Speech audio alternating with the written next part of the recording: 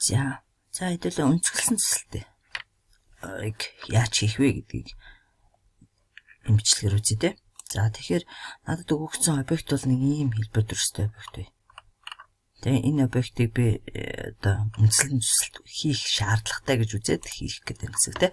За тэгвэл хэдүүлээ гараар зурх тохиолдолд. За объектын хэлбэр төрсийг нэг ийм хэлбэртэйгээр үндсэн байдлаас нь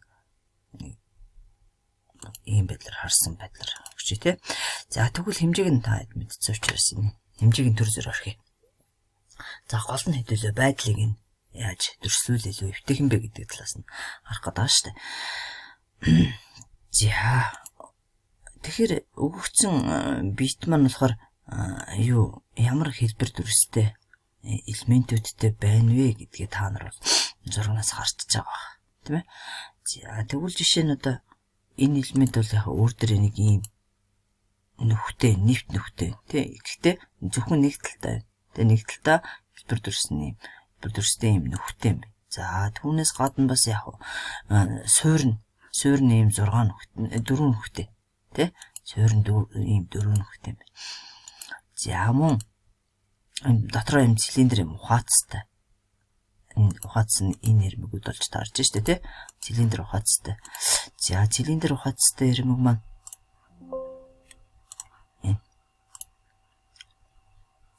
за гаднаас мөн адилхан юм цилиндртэй суурь нь өөрөө ийм бит байна шүү дээ. Ийм тэгшин зүг суурьтай, квадрат суурьтай ийм битээр ийм цилиндр залгаа цилиндрийг нэвт ухаад усан ганц гадна суурийг нь бас нэг юм 4 нүхээр өнгөлцсөн байна. За тэгээд энэ хажуу цилиндр маань ийм нүхтэй юм байна л та тий. За энийг хэдүүлээ өнцгөлсөн цэцэлтэн дээр байгуулж үзэх гэдэг. За тэгэхээр зүсэлтийн олон тохиолдлуудыг байж болно. Жишээ нь би энэ нүхийг ингээд ийм хэсэгсэн байдлаар ингээд зүсэж үзүүлж болж штэ тий. За тэгвэл чи яаж зүсэх гэдэг юм бэ гэдгээ нэгдүгээр цонгох хэрэгтэй болно гэсэн. Чи зүсэлтийн ямар жишээ нь би энэ объектыг энэ шугамын дагуу B гэдэг V-гээс B гэдэг энэ хавтган дагуу зүсээд үзэх юм бол надад энэ нүхний хэлбэр төрс энэ зүсэлтэн дээр харагдахгүй болчих. Тэ? Яг хөө энэний энэ хэлбэр төрс нь бүрэнгүйс харагдаад явчих юм боломжтой гэсэн. За тэгвэл хэдүүлээ саяны зүсэлтийг нөгөө талаас нь харуул тэ? Энэ зүсэлтийг нөгөө талаас нь харуул юу гэж болох вэ гэхээр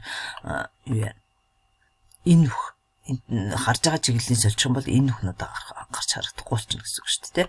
За тэгэхээр хаанаас нь харж үзэх вэ гэдгийг сонгох хэрэгтэй болоод байна л гэсэн санаа. За тэгвэл би энэ тохиолдолд бол өнцгөлсөн зүсэлт буюу энэ зүсэлтийг сонгоод авчээ. За энэ зүсэлтээр сонгоод үзэхээр хийгдэх төрсөл нь яаж хийгдэх вэ гэдгийг хэдүүлээ харъя гэсэн үг шүү дээ. За тэгвэл энэ дээр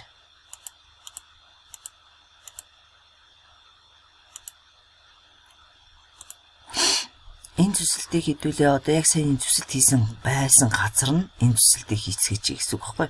За тэгэхээр мэдээж энд өнцгөлсөн зүсэлхээр ийм нийлмэл хавтгаар зүсэж байгаа.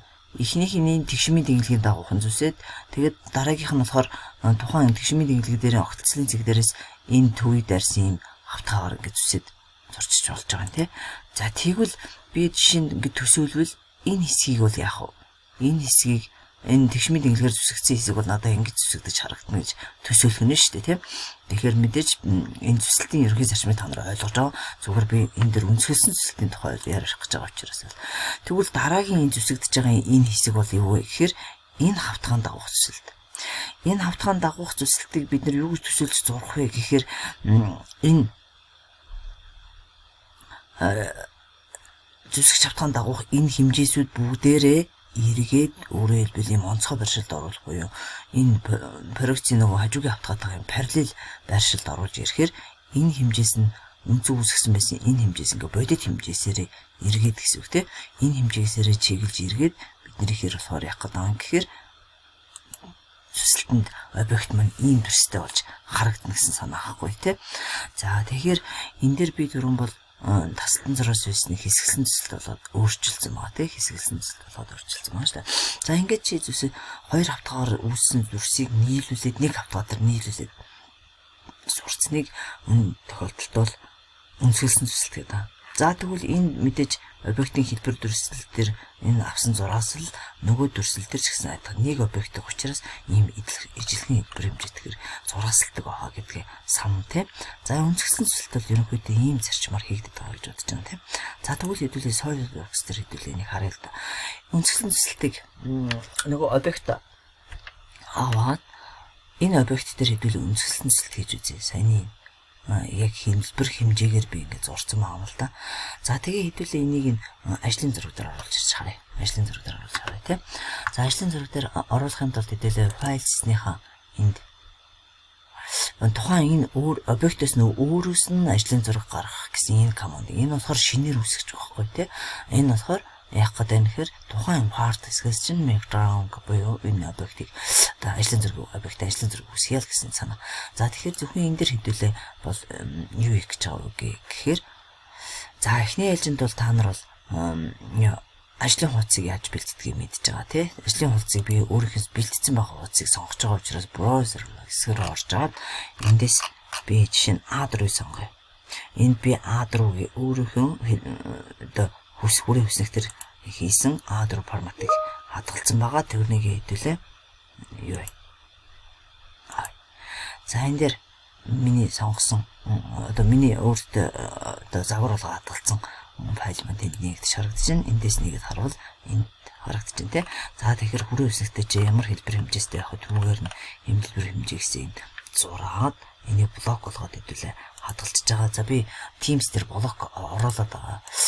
Түрүүн миний оруулсан алдаатай ч магадгүй би дахиад шинээр оруулна. За ингээд энэ хүснэгтийг би та нар баг зурхад төвхтэй санагдвал миний оруулсан блокийг Teams-ээс авч хараа л гэж хэлж байгаа санаа тий. За ингээд хэдүүлээ энэ хэсэг дээр одоо хэдүүлээ саяны объектын блокийг хэдүүлээ байгуул юу үндэслэн цэцлэгийг хэдүүлээ байгуулж харъя гэсэн санааг хэлж байгаа шүү. За одоо тэгвэл саяны гараар зурсан талбар дээрээс ингээд харахад объект маань бол яаж исэн гэхээр гол дүрслэлээ энд авцсан байсан тий. За яг энэ тохиолдолд мэдээлэл зүгээр энэ зурган дээр зурчээ. За тэгвэл би энд нүүрнээс харсан байдлаа гэд энэ объектыг элементийг оруулаад ирээ тий. За одоо эндээс хэдүүлээ нөгөө масштаб өөрчилж болно, хажуугийн проекцийн хэрэгтэй бол байгуулж болно. За би энэ тохиолдолд бол шууд зүсэлтийг үүсгэж байгаа учраас хажуугийн проекцийг авахгүй зөвхөн гол байдлаар авчээ. За тэгээ эндээс та нар нөгөө зураасныхаа өргөнөөр тохируулж чаддаг тийм ээ. Документээс properties тийм ээ энэ хэсгээс тийм ээ. Document properties энэ хэсгээс энэ line font гэдэг энэ хэсгээс хэдүүлээ яадаг вэхээр энэ зураасныхаа өргөнийг өөрчлөөд ингээд хэрэгжилж болж байгаа. За гэх мэтэр яг саяны шиг ороод тийм ээ эндээс ороод та нар хэрэгтэй зураасныхаа төрлүүдийг өөрчилж хэрэгжилж болж байгаа гэдгийг та нар мэднэ тийм ээ. За эндээс бүх нэг өөрчилж болж байгаа шүү. За тэгэхээр энийгээ санаж байгаа. За гол энэ бичлэгээр харуулж байгаа зүйл бол юу гэхээр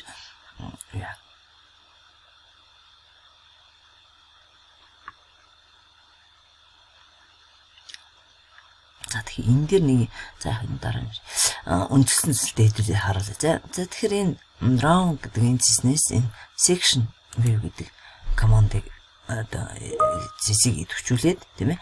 Эндээс энэ зүсэлтийн юм төрлүүдийг гэсэн сонгож хэрэглэн тийм. За энэ тохиолдолд би болохоор үндэслэн зүсэлтийг хэрэглэж байгаа учраас энэ хоёр өөр хавтгаагаас бүрдсэн буюу эндээ үнцэг үсгэж байрлаж болж байгаа энэ тохиолдлыг сонгоод энэ командыг авлаа. Би эхлээд төвийн зааж өглөө. Одоо энд хавтгаагийн зааж өгье. Энэ босоо хавтгаанд дагав буюу тэгшмийн тэнглэгийн дагуу зүсчээ. За тэгвэл энд болохоор энэ юуны шугамын дагуу үсгэж гэдэг чиглэлэн заадаг гэж. За хаач авсан бол нөө энэ цэгний төсөж байгаа заравс нь илүү найдвартай. За ингээд үнцгэлсэн цэцэл гэдэг юм хий.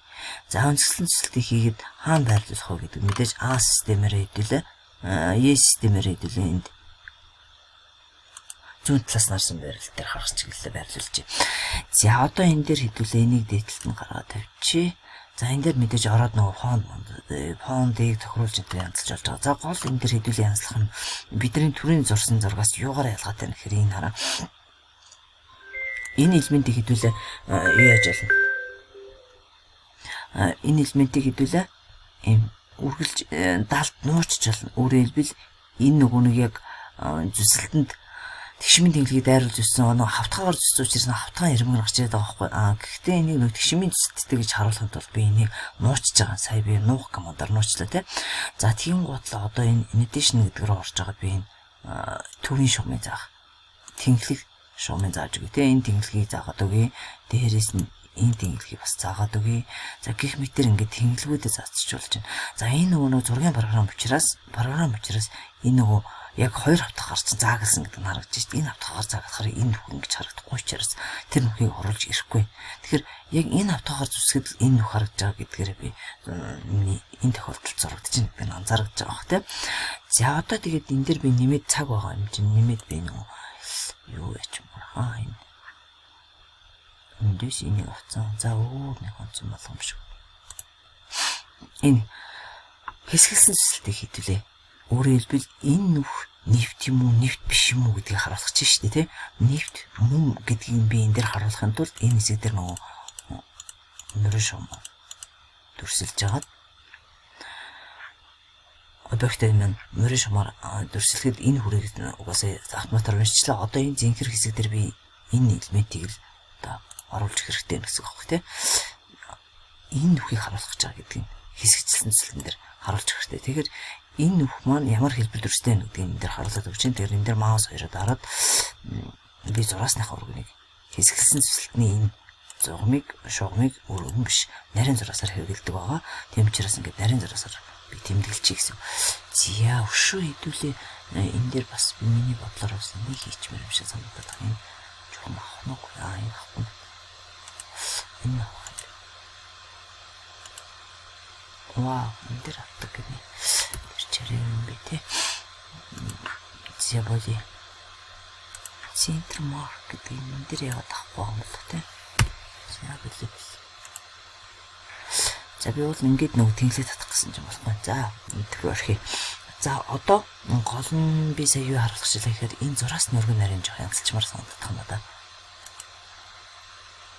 Энд нөө юуруу орлоо. Энэ settings гэдэг хэсэг рүү орж байгаад энэ тий системийн options руу орж чинь гэсэн үг тий. За ингээд documents properties руу орлоо. Энэ дээр бид нар гол нь юу хийх гээд байгаа вэ гэхээр dimension section байна. Энэ дээр section байгаа тий. Зураасны өргөн нарийн хэрэглэж болно. Зурааслын төрлөө сольж болно. За энэ чинь болохоор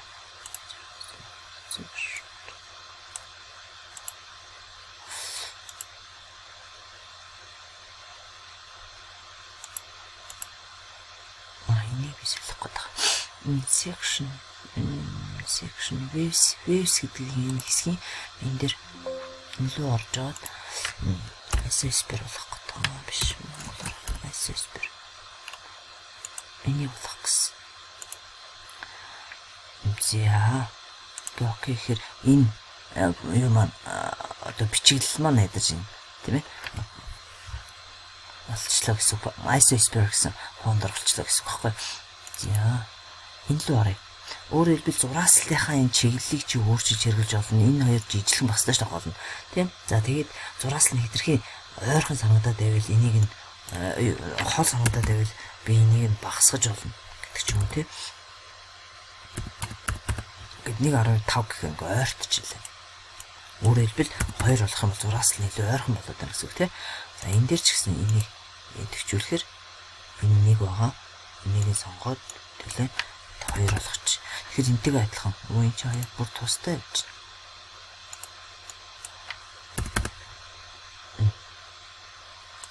За ингээд зурааслынхаа чиглэлийг бас тохируулж олно. Бас зураасныхаа хоорондох цаг өөрчилж болж байгаа тий. За энэ командаараа төлөө тохируулж болж байгаа шүү. За